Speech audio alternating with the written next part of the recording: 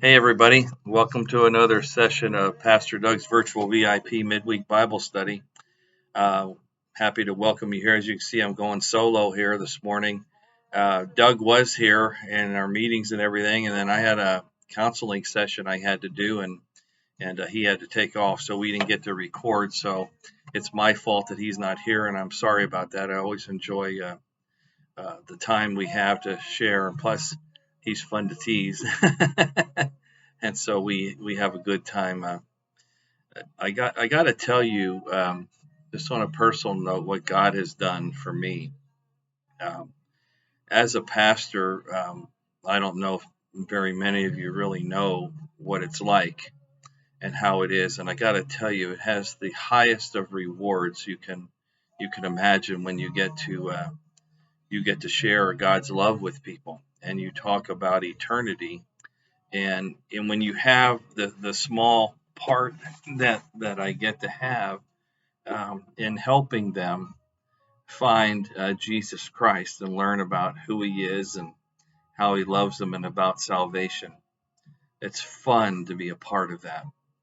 Um, it gets a little more serious, if you will, when somebody is at the end of their life, whether they're in the hospital or at home on hospice or where they might be, and you don't have a lot of time.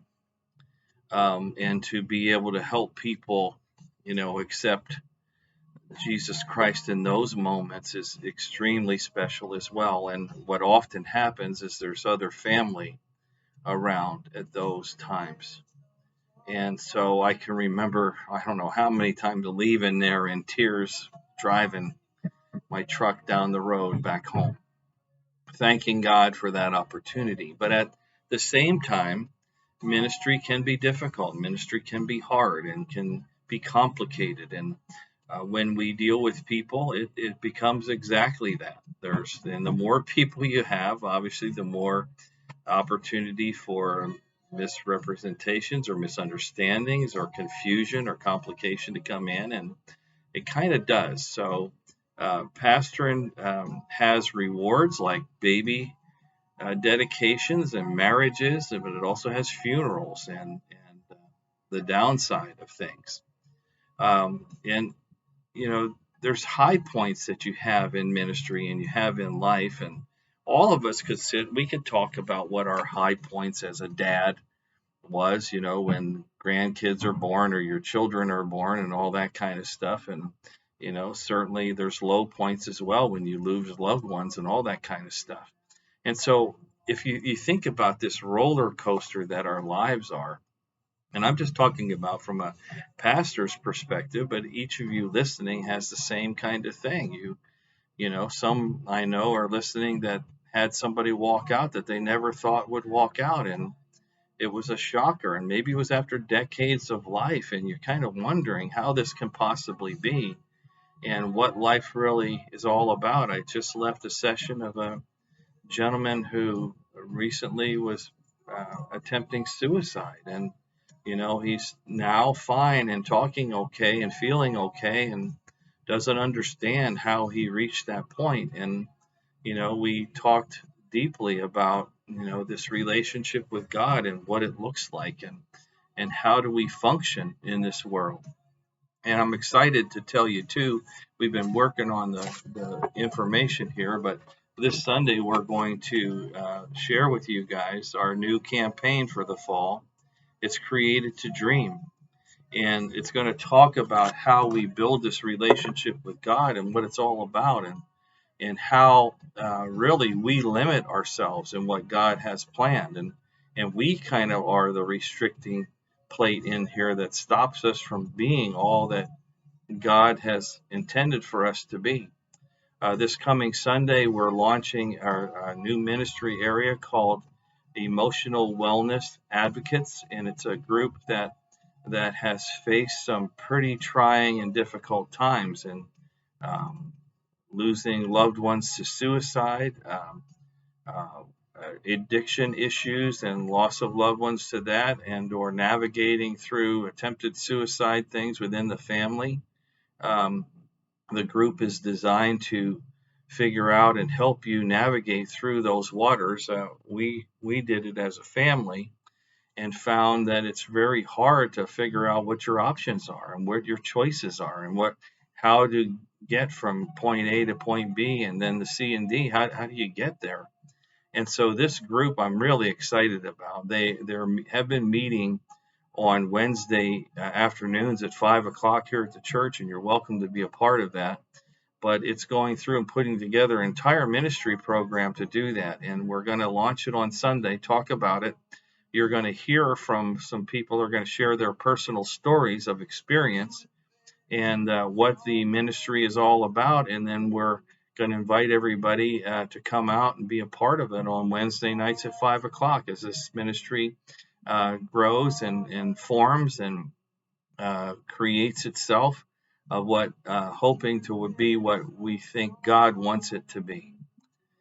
But isn't that what our life is all about? I just was sharing this morning with a gentleman that, our greatest ministry comes from our greatest pain. And I was thinking about that myself, and I'm not so sure that that's necessarily true for me. My greatest pain in my life probably has come through losing loved ones. I told everybody, and you know this, most of you, that I lost my dad in 1981. And in 1981, I was 25 years old.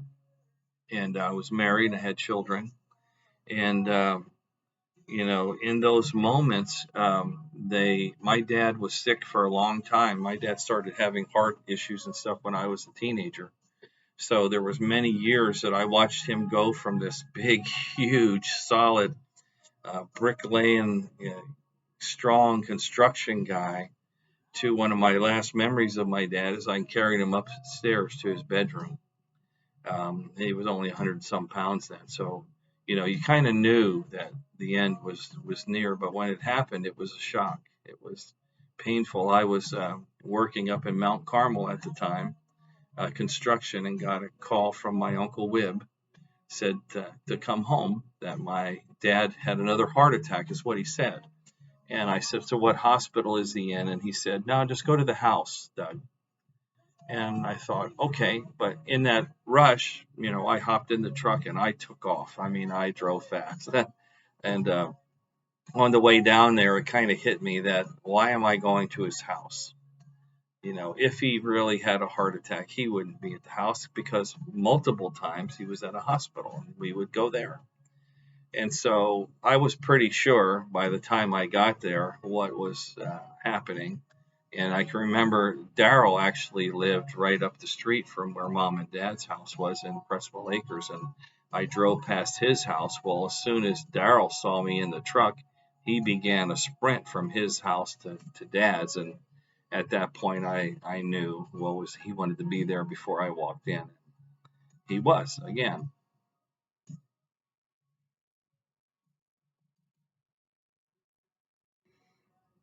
You think about life and you think, how can something that happened so many years ago still be so painful? The point is that everybody has pains.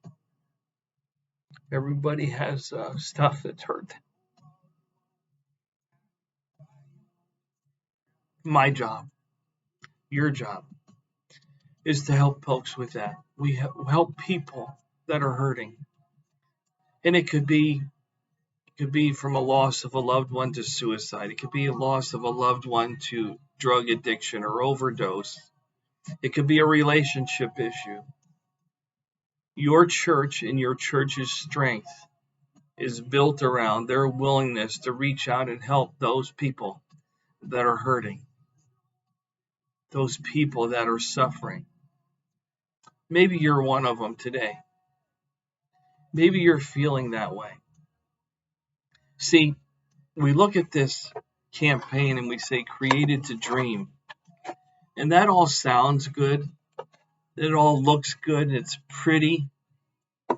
But when you're hurting, you're just trying to survive. You're just trying to get by the day. Created to dream, my goodness, dreams aren't even a thought. It's right now. The man just told me I didn't want to live. I didn't want to be around. How do we help people like that? We got to love them. We got to let them know that we love them. This church business is a big responsibility. The most powerful group of people in the world today. Let me say it again. The most powerful group of people in the world today is the Christian church. You have the most power. You have the most ability, but you got to get together. You've got to work as a team. You've got to be united. We've got to be united within our small communities, within our own churches, and work together towards goals of helping people, loving God, loving people, and serving the community. And maybe some of you listening to, maybe it's time for action for you. Maybe that's what this is all about. You know, Doug was supposed to be, or we were supposed to do another plan, but he had to go, and I had a meeting with somebody I had to do. But maybe this was changed on purpose so you could hear this message, that there are people that are hurting, and there's people that are hurting that you can help, that you can offer a benefit to them. Not by some scheme or solution or I've got the answer. No, it's caring. If you care, that's what they need to know. And maybe it's just listening. Maybe it's just understanding. Maybe it's just knowing, hey, I know how you feel because I lost my dad too. I know what that feels like. I know the pain you're going through. And so those of you that are suffering through something, there's somebody that's going to be suffering through that very same thing that you could help, that you could minister to, that you could witness to in a special way if you choose to. A lot of times we feel victimized, we feel mistreated, we feel like the world hasn't been fair. And I want to tell you, this world is not fair. It's not designed to be fair. When there's evil in the world, there's no fairness. That's just kind of the way it is. Our only salvation, our only peace, our only hope comes through that relationship with God and Jesus Christ. And so for many of us, we hit the surface on this thing. We get surface Christians where we're, hey, I accept Jesus Christ because I don't want to go to hell. So I do that, but I'm not interested in getting any deeper. I'm not interested in finding out why I was created to dream. What am I supposed to dream about? What plan does God have possibly for me? It's there. It's evident.